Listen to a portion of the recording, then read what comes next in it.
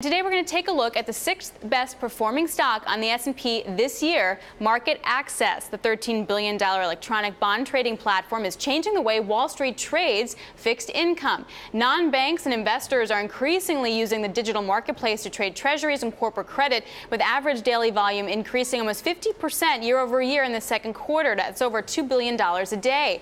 Joining me now is the CEO and founder of MarketAxess, Rick McVey. Rick, a pleasure. Thanks for joining me. Good morning, Alex. Happy to be here. So, 50% growth so far. What kind of growth we see next year? Well, we've seen very consistent growth really over 10 years. We've had compound growth rates of trading volumes of about 23% over the last 10 years. What we're seeing now is the race toward trading automation by both dealers and investors because they're seeing the lower cost benefits of trading automation. So dealers are moving to algo-generated market making, and investors are moving to auto execution. So that's what's driving this accelerated growth right now, and we're optimistic that will continue. So where? Like money markets, treasuries, corporate credit, like high yield IG in the US versus Europe, like what areas are you seeing the biggest increase? You're really seeing it across the board. We focus primarily on credit markets, so what we're seeing on the MarketAxess system specifically is in high-grade corporate bonds, high yield, and to a certain extent even EM.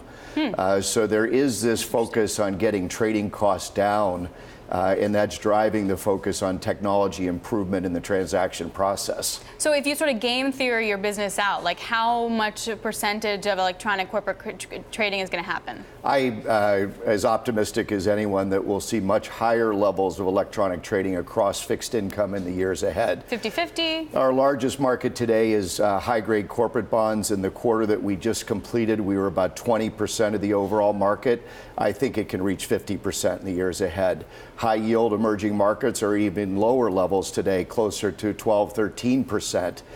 So when you see investors and dealers both moving in the same direction, it gives me confidence that the share numbers will continue to grow. So when you wind up having things like 0% fees at E-Trade, TD Ameritrade, all of that, like how does that conversation move your business? Like, is there a line you can draw with me here? I think that everyone is attracted to moving to lower cost models. And so they have to then go on electronic trading to do that? Is that the idea? It's a little different in fixed income because we don't have a commission structure in fixed income. It's an over-the-counter market, so the transaction fees are in the bid-offer spread. But investors are hypersensitive to transaction costs because lower transaction costs create higher portfolio returns for their investors, and the highest returning funds draw in the new assets. So there's a ton of focus on transaction costs in the industry right now. Well, sort of the big conversation in the trading platform was the years-long review the Treasury Department did on how much they're going to show in terms of, say, volume and price. Volume, they're all about telling you how much volume's trading, but not the price. Where do you stand on this? I'm a little bit surprised, to tell you the truth, because we're big fans of price transparency in bond markets.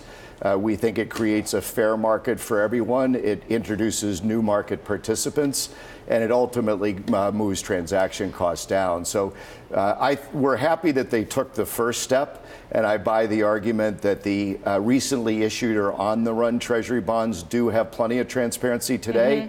But there are a whole series of off-the-run or older issues that don't have transparency. But what about the argument that, oh, well, then I'm not going to trade a big block, or then I'm not going to be able to trade these less liquid or older bonds? Like, what is that argument not real, or what do you think? Well, certainly if you use the experience of corporate bonds, I think liquidity has gotten better over time because of the importance of drawing in new market participants.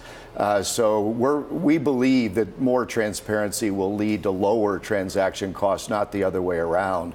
We're happy to see the volume data, but we hope that the Treasury will follow with price data in the same way that FINRA did with corporate bond and high yield data starting in 2002.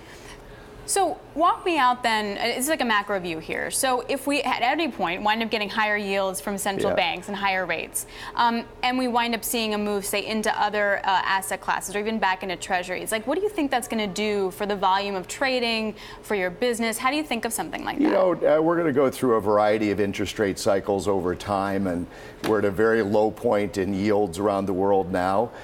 Fixed income will still be a very important part of lots of portfolios, from insurance insurance companies to ETFs to pension funds Does it to change your endowments. growth rate? Like instead of 50% growth rate, like it goes to 20? Like what do you think? Oddly enough, we've done better in difficult market conditions because people really flock to MarketAxess as a center for liquidity when times are more challenging.